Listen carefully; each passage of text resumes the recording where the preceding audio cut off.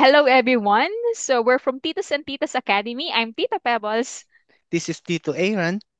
Tito Try. And this is Tito Richard. Okay, so today our topic is about the contestability period. Alright? So, for sure, naririnig nyo naman na yung term na yan sa mga life insurance company or kapag nababasa nyo yan sa mga insurance policies nyo, di ba? So, we'll just have to give you um, deeper meaning ng contestability period. Okay? So, Tito Richard, ano ba yung contestability period na tinatawag natin? Okay, thank you, Tita Pebbles. Contestability period, standard naman ito sa lahat ng insurance company. So, simple lang, it gives the insurance company, the right to investigate kung in case sa debt, kung debt ang pinag-uusapan natin. Nagkakaroon sila ng right to investigate sino ba yung nauna, yung sakit, kaya siya namatay, or yung issuance ng policy. Alam niyo naman maraming Pilipino kasi 'di ba hindi nila iba ang mindset ng Pinoy eh. Hindi nila dinidisclose yung sakit nila. So yung iba doon nagkakaroon ng problem. So would you like to add more, Tito Aaron? Yes, may tama ka dyan, Tito Richard, ano? So basically, ano lang siya, protection lang siya ni company or ni insurer para syempre hindi siya malugi and to, sabi nga Ni Tito ni Richard. to avoid fraud. Protection na rin siya nang nag-a-apply ng insurance para makapag-claim siya kahit within the contestability period pa. By declaring, syempre, yung mga dapat i-declare. Tama ba, Tita Chay? Yes, tama ka din dyan, Tito Aaron. So, bakit importante ang contestability period? Okay, explain ko muna in English, okay? So, Okay. well, okay. So, ganito yan. Ay, English pala, sorry.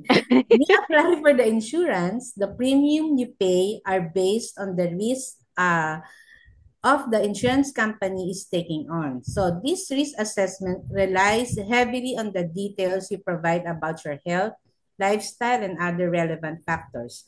So, ibig sabihin lang po, lahat ng premium na binabayaran nyo is base sa lahat ng mga dineclare na information na nilagay nyo po sa when you apply for the policy.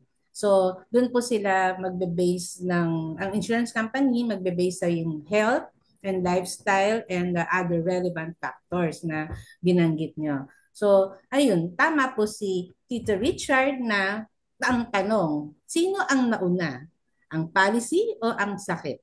Okay? Ayan. Tama, Tita Diba? Richard? So, Yes, tama. So, ganito siya. So, like, if, during the contestability period, diba, the insurance company discover na meron kang inomit na information or may misstatement doon sa iyong insurance application. So, ano siya, yung insurance company can actually decide kung bibigyan ka ng claim or not.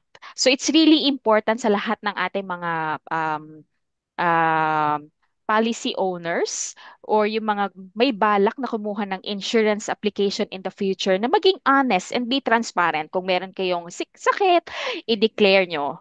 Kung ano yung mga nararamdaman nyo ngayon, ano yung lifestyle nyo, i-declare nyo. Para in case man na meron kang or kailanganin mo na mag-claim within the contestability period, you actually get the benefit ng life insurance policy na kukunin nyo. Ayos ba? yes, correct. All right. Okay, so for our next topic, ang atin naman pag-uusapan ay ang tinatawag natin na cooling off period. All right? So that's gonna be our fourth video. So please panoorin niyo po 'yan. Ito yung aming next topic. So again, I am Tita Pebbles. This is Tito Aaron. Tito Try.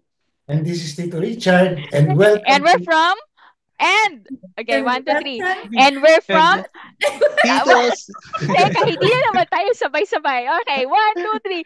And we're And from from Tito. Titos Titos and and Titas Titas Academy. Academy. Academy. Okay, bye-bye. Bye! See you next video. Kalimutan niya Bye-bye. ano,